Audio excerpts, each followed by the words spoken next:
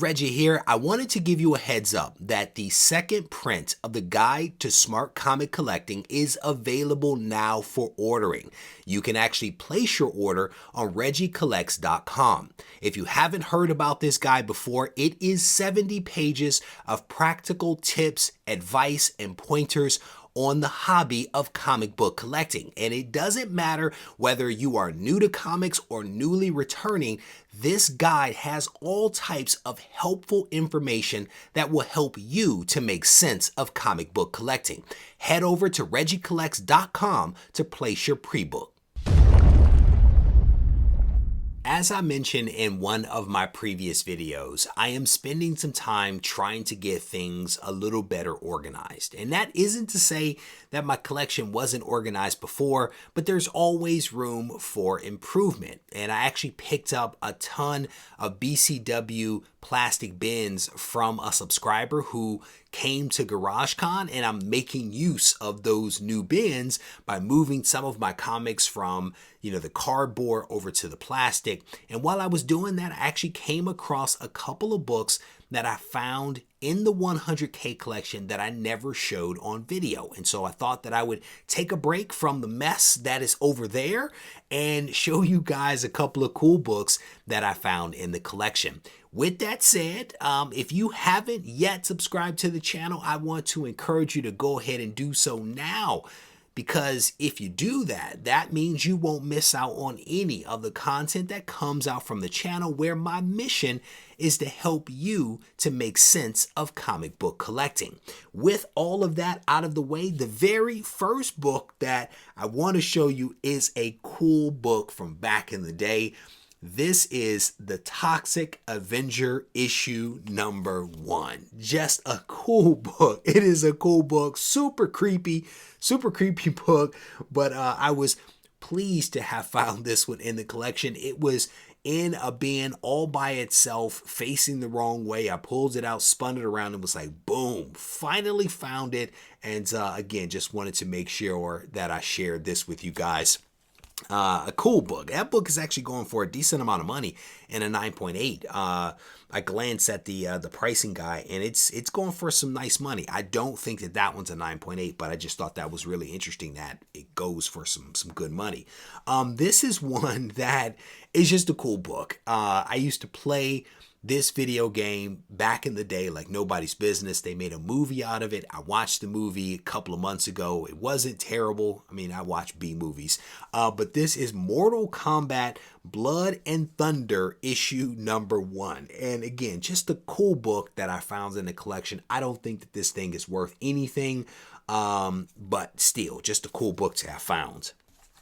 These next two are the same.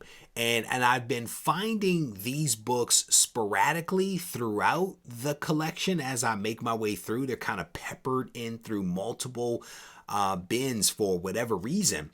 This is issue number 6 of Aliens. And this is honestly one of my favorite movies from back in the day.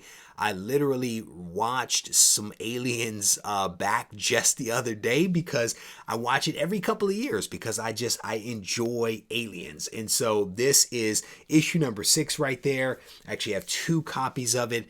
I actually believe that I have 1 or 2 copies of Aliens issue number 1 at CGC as we speak. I found those a while ago, and I do believe that those are being graded right now. At least I think that's where they are. These next 2 are just 2 cool books that I found in the collection. I found a few others like this, but not the main book. Not the main book. Fingers crossed that I may find that one at some point. I am specifically talking about The Crow, and this is specifically The Crow Flesh and Blood from Kitchen Sink Comics. And there's the one awesome Crow cover with him on the cover kind of smiling. I keep hoping that I'll find that one, but no luck just yet. So that is issue number 1 right there. Here is issue number 2 of Dead Time. This is, I guess, a different story arc. I don't know a whole lot about The Crow, to be honest with you, but down at the bottom, Dead Time, issue number 2 of 3, also from kitchen sink right there.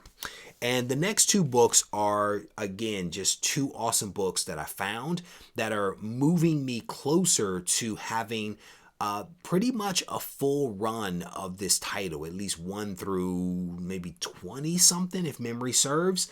This is Star Wars Tales, issue number 17, and this is a thick book. This is similar to the Guide to Smart Comic Collecting in terms of its thickness. I think my book's a little thicker, but just a cool book to have found in the collection.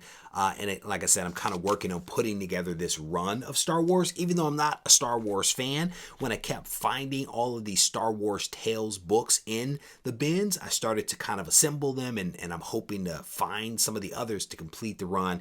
It's just a fun thing to do to kind of, again, get myself a little better organized. This last one is one that I was really hoping to find because I do believe that this is one of the more expensive ones in the run. This is Star Wars Tales issue number 7. And I think that this one has a couple of first appearances, but at the moment I cannot recall what those first appearances are. I'm pretty sure someone out there will know better than I, but just a really, really cool cover right there. So again, getting closer with every find to being able to put that run together. So with that said, I am going to wrap this video up. I want to thank you guys for taking the time to watch. I'm going to go back over here and continue organizing and sorting this room so that I can go to sleep because it is somewhat late at night. If you need to reach out to me, feel free to do so on Instagram at Regie Collects. Take care.